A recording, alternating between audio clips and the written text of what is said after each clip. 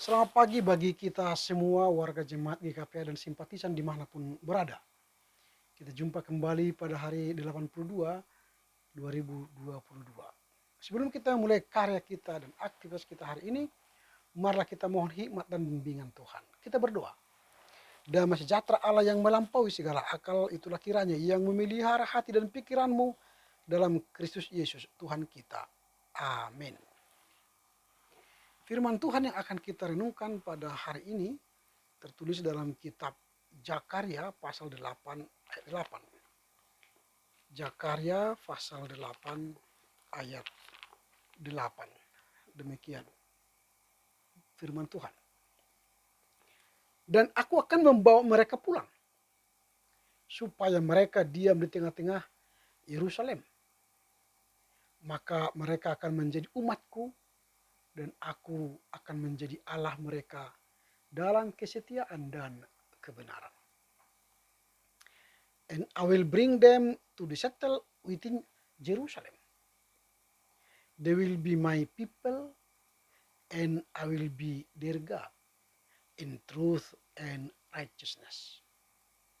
Demikian firman Tuhan, yang berbahagialah mereka yang memelihara dan mendengarkan firman Tuhan. Amin. Kita akan merenungkan firman Tuhan hari ini dengan tema pemulihan umat Allah. Tema pemulihan umat Allah ini menjadi sebuah tema yang menarik untuk kita dalami, karena tentulah Allah tidak senang melihat umatnya berada dalam pembuangan. Kalaupun Allah membuang umatnya ke pembuangan dalam rangka menghajar, mendidik, membentuk karakter umatnya supaya semakin baik, tetapi Allah tidak akan senang umatnya itu berada terus di pembuangan. Artinya umatnya mengalami penderitaan panjang. Tidak.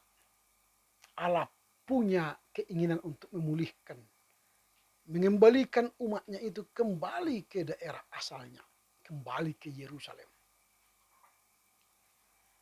Nubuat Zakaria tentang kunci pemulihan umat Israel ini menjadi kata kunci dalam teks hari ini. Umat Israel diinginkan oleh Allah kembali ke Yerusalem, kembali ke Sion, supaya ketika umat Israel kembali ke Sion, maka Allah akan berdiam di sana, memerintah umatnya dengan keadilan dan kebaikan. Allah akan setia berada di Sion untuk memberikan kesetiaan dan kebenaran bagi umatnya. Hal ini menunjuk, pada pemulihan ini menunjuk kepada Kristus datang kembali dalam kemuliaannya dan memulai pemerintahannya di dunia atas bangsa-bangsa. Nah, pada saat kehadiran Allah dalam pemulihan Israel itu, maka Allah akan menjadikan Yerusalem menjadi sebuah kota kebenaran dan kesetiaan. Dan gunung Tuhan akan kudus, yaitu dikhususkan untuk beribadah kepadanya.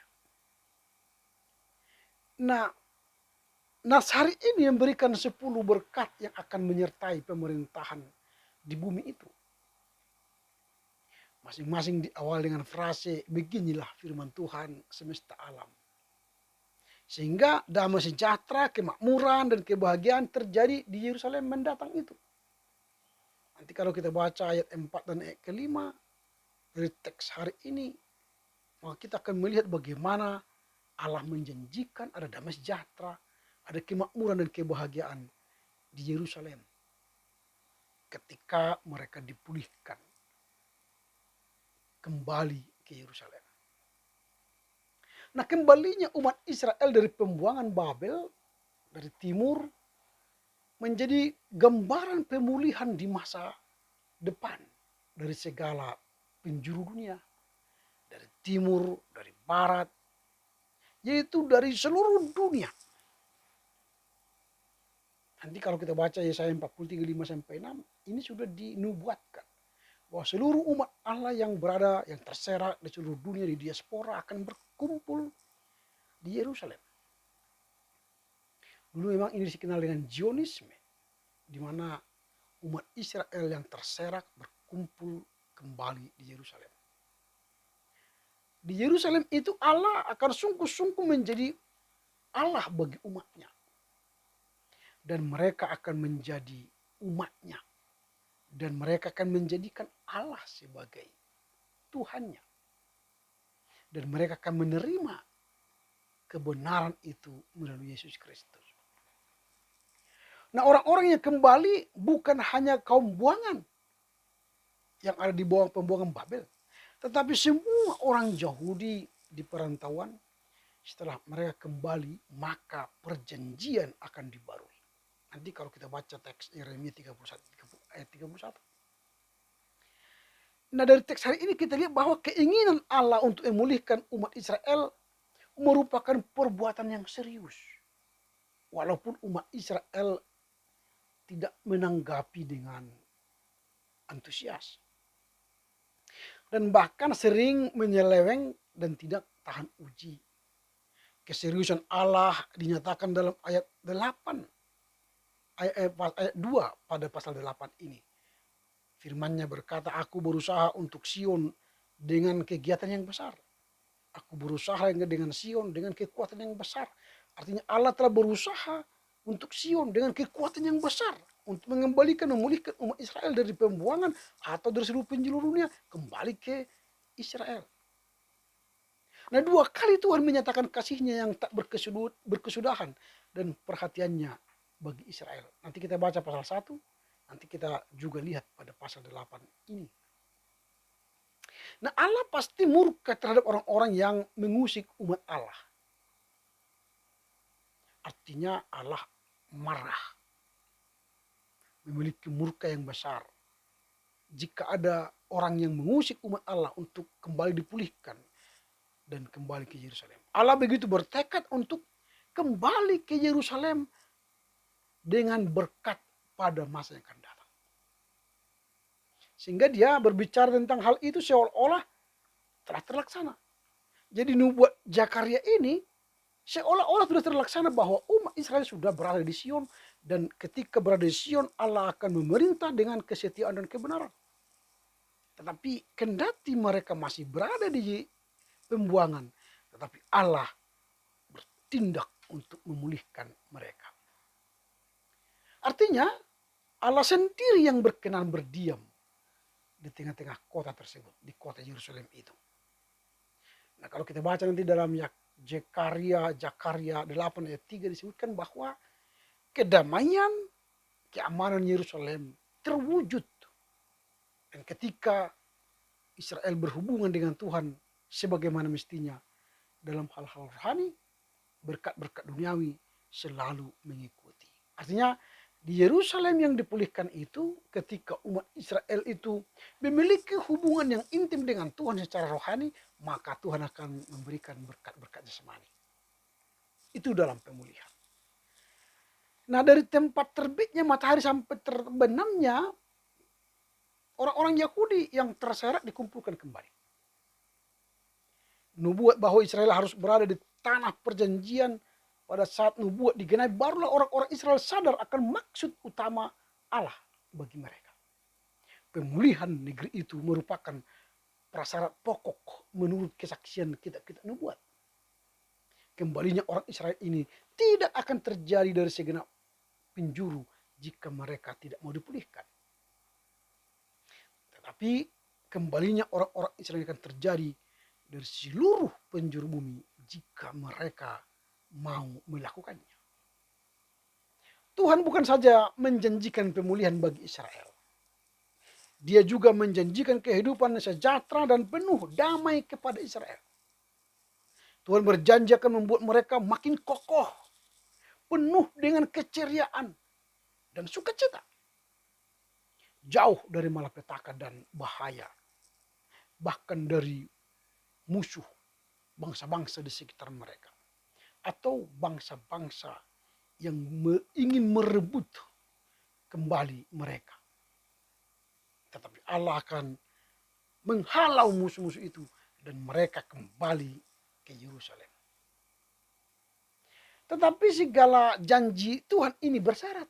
Artinya orang Israel yang akan dipulihkan dari pembuangan ke Yerusalem punya syarat. Apa itu? Seluruh Israel harus mempertahankan hidup yang bersih dan suci. Orang Israel sudah menjadi orang yang soleh. Hidupnya suci, hidupnya bersih. Dan hanya orang yang hidupnya soleh dan bersih layak dipulihkan kembali ke Yerusalem. Inilah yang Tuhan inginkan. Hidup yang bersih dan suci. Sehingga seluruh berkat jasmani dan rohani, janji Tuhan akan tercurah bagi mereka. Bahkan berlimpah-limpah. Nah, anugerah Tuhan memang diberikan dengan cuma-cuma. Tetapi respon terhadap anugerah itu akan menentukan apakah anugerah itu akan dijalani dengan kelimpahan berkat dan penyertaan Tuhan atau tidak. Jadi memang harus disadari bahwa saya ulangi, anugerah Tuhan itu memang diberikan dengan cuma-cuma. Tetapi bagaimana respon kita terhadap anugerah yang cuma-cuma itu akan menentukan apakah kita berkelimpahan berkat atau tidak. Nah, jika Israel setia melakukan yang benar, yang adil, dan hidup dengan penuh kesetiaan kepada Tuhan, dan belas kasih kepada yang lemah, kepada orang sesama, maka Tuhan akan memberikan kelimpahan janjinya untuk menyertai Israel sampai akhirnya. Nah, jadi pemulihan itu akan terjadi jika umat Israel benar-benar mau melakukan kehidupan yang benar, kehidupan yang adil, kehidupan yang penuh kesetiaan kepada Allah. Kita pun begitu. Hidup kita akan dipulihkan Tuhan dari segala persoalan kehidupan keluarga, persoalan pribadi, persoalan kantor, persoalan karir, persoalan politik, persoalan ekonomi. Tuhan akan pulihkan bagi kita jika apa? Kita hidup soleh, kita hidup benar, kita hidup dalam kesetiaan Tuhan. Karena itu, teruslah berusaha memiliki hidup yang bersih, yang soleh, yang suci dan adil dan setia kepada Tuhan.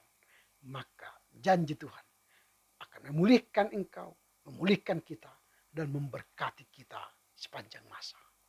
Amin. Kita berdoa.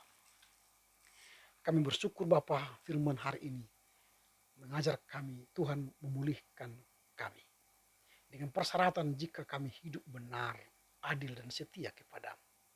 Karenanya kami mohon supaya Tuhan membimbing kami, mengajar kami untuk selalu siap hidup benar, saleh, dan hidup setia di hadapan. Sehingga kami memperoleh kehidupan yang diberkati kini sepanjang masa. Amin. Selamat berkarya untuk Tuhan. Tetap menjaga prokes. Pakai masker, sering cuci tangan dan jaga jarak. Dan kita akan beroleh kesehatan dan mengalahkan Omikron. Tuhan Yesus memberkati. Horas, horas, horas.